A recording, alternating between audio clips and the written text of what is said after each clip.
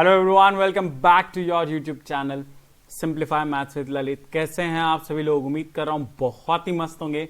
चलिए स्टार्ट करते हैं प्रोबेबिलिटी की सेकंड क्लास। और आज हमारा डे 35 पहुंच चुका है 50 डेज हार्ड चैलेंज का। ठीक है, तो let's get start with today's class without any further delay and we have completed around 70% of our challenge. ठीक है, 15 डेज और हैं, तो प्रोबेबिलिटी को आज हम खत्म कर देंगे, है ना। इसको ज्यादा एक्सटेंड नहीं करेंगे क्योंकि कनेक्टेड है बाइनोमियल, पीएनसी और ये है ना, चीजें हम लगभग साथ में ही करते हैं।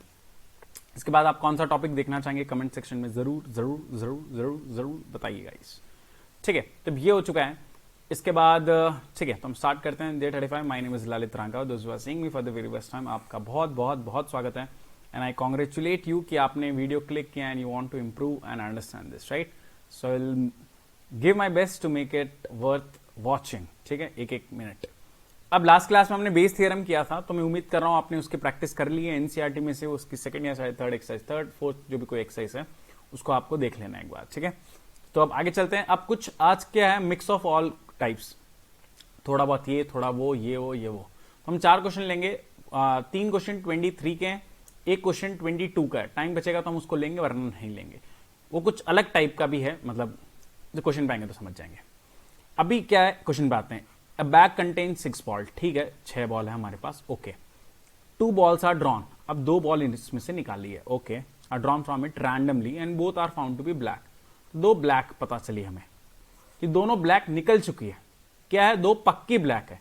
The probability that the bag contains at least 5 black ball, at least 5 black ball. अब देखो, एटलीस्ट मतलब कम से कम, मिनिमम या तो 5 ब्लैक बॉल हो सकती है या तो 6 ब्लैक बॉल हो सकती है। अब 5 में से 2 ब्लैक बॉल सेलेक्ट करने का तरीका 5C2।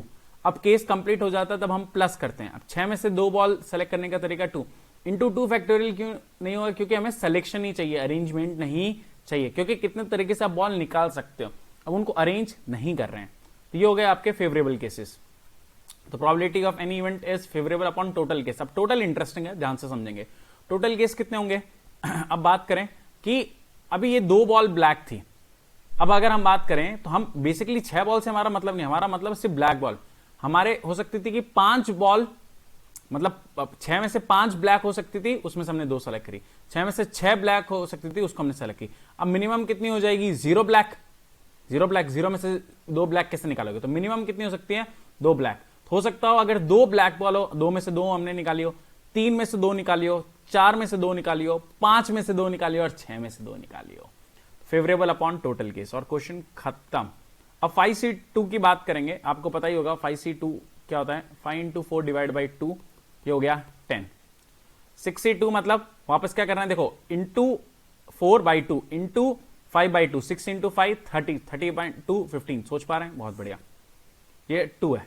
2 into 1 by 2, 2 2 cancel 1, plus 3 into 2 by 2, 2 2 cancel 3, plus 4 into 3 by 2, 12 by 2 6, और ये तो ऊपर लिखा ही है 10 15।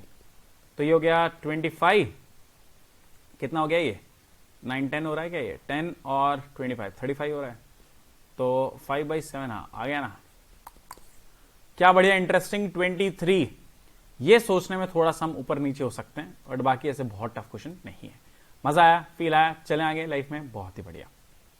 ओके, अब मेंस में जैसे कितनी बार मैंने आपको पहले बता रखा है कि 2-3 टॉपिक को मिक्स करके पूछने की आदत है। इसके लिए आप हर एक चीज बोर्ड लेवल तक जरूर करें, मेरी हम्बल रिक्वेस्ट रहेगी आपसे। Let N denote number that turns up when a fair dice is rolled. N क्या, एक नंबर आ रहा है जब अगर फेयर डाइस क्या में क्या क्या आते हैं? 1 2 3 4 5 6, इनमें से कुछ आ सकता है। And if the probability that the system of equation has unique solution is k/6। पहले यूनिक सोल्यूशन के लिए कंडीशन होती है डेल्टा शुड नॉट बी 0। वो हमने मैट्रिसेस में पढ़ा है, प्लीज उसे जाके आप जरूर चेक करें। डेल्टा मतलब एक्स वाई जेड का कोफिशिएंट। तो 1 1 1 2 एंड 2, देखो ये 1 1 1 2 एंड 2 3 3 एंड, बहुत बढ़िया। This should not be 0। तो कभी भी not equal to 0, less than equal to 0, तो अब सबसे पहले इक्वल टू 0 लगाओ और फिर जो भी कंडीशन हो लगा दिया करो। तो ओपन कर लेते हैं। 1 into N square minus 6 -1 into, हाँ ऐसे माइनस भी कर सकते थे, ठीक है, अब डायरेक्ट ओपन कर लो, कोई दिक्कत नहीं है। 2n माइनस 6, समझ गए ना, 2n माइनस 6, और +1 इंटू सोचेंगे 6 minus 3n is not equal to 0.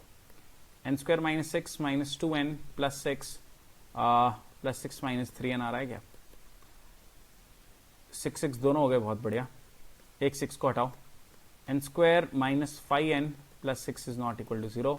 ये हो गया n माइनस 2 n माइनस 3.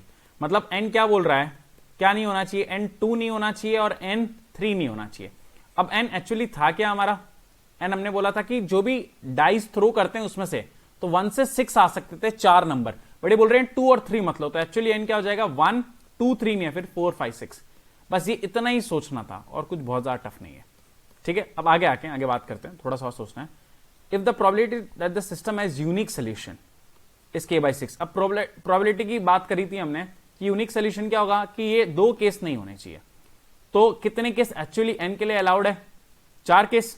अरे 6 होता है ना n में, तो इसमें से 4 केस अलाउड थे कि n एक्चुअली 1 2 3 4 5 6 है, ये दोनों होने चाहिए, तो ये 6 हो सकते हैं. तो एक्चुअली 6 में से n हो सकता था कि डाइस में से कुछ भी टर्न अप करो. n में ये 6 केस में से कोई भी हम ये 2 नहीं लेने, तो 4. तो k क्या हो जाएगा? एक्चुअली इसको k लिखना चाहिए हमें 1 4 5 6, क्योंकि n तो सारी वैल्यू हो जाएगी. n 1 से 6 है. ठीक है, अब प्रोबेबिलिटी की बात करेंगे. Probability 4/6 which is k/6.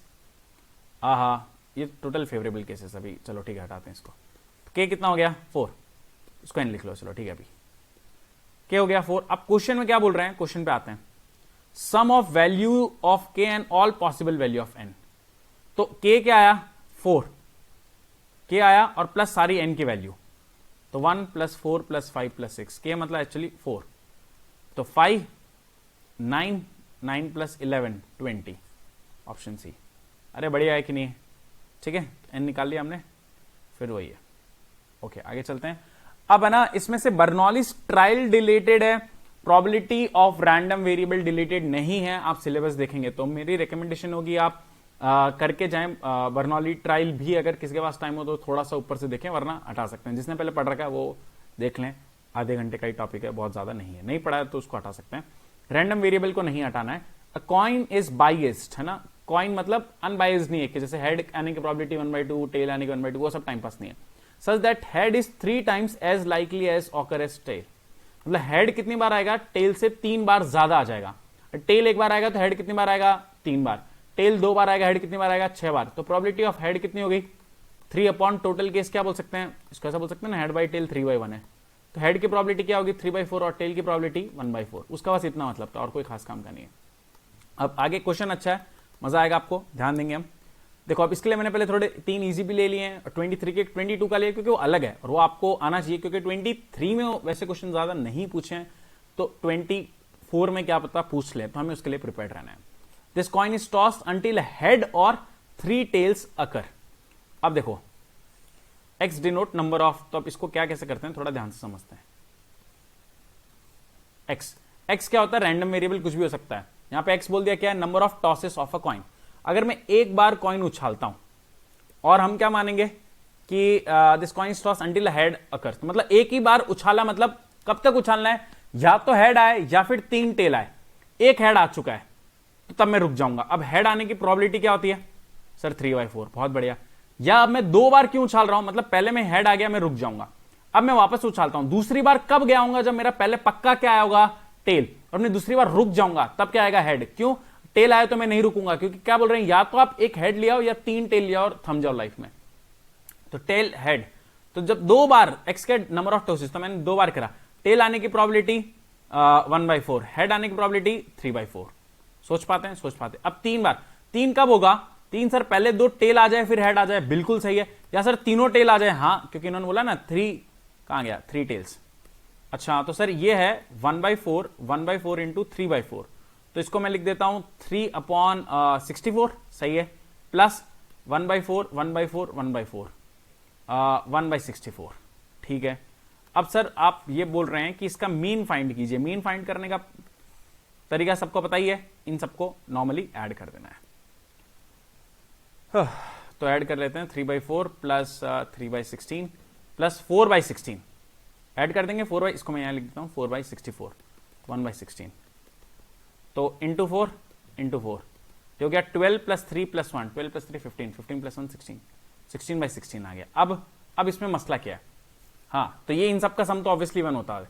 अब हमें क्या निकालना था, हमें सम थोड़ी निकालना, हमें क्या निकालना है, मीन। अच्छा मीन मतलब दोनों को मल्टीप्लाई करना और कुछ नहीं है, वो रह गया एक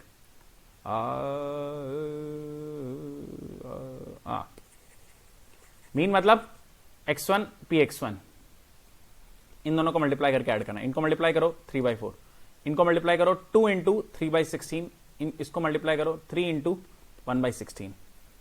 तो अब इसको इंटू 4 अब कर लेते हैं। ये हो गया 12, ये हो गया 6, ये हो गया 3/16।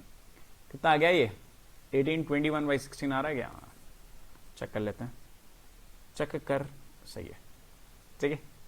चलो अब देखो 11 मिनट हुए हैं, तीसरा क्वेश्चन करते हैं। 22 का बहुत अच्छा सिखा के जाएगा आपको, तो आप थोड़ा सा इसमें फोकस करेंगे, आपका थोड़ा सा वो भी हो जाएगा, क्या बोलते हैं, सेट्स, वेन डायग्राम थोड़ा बहुत।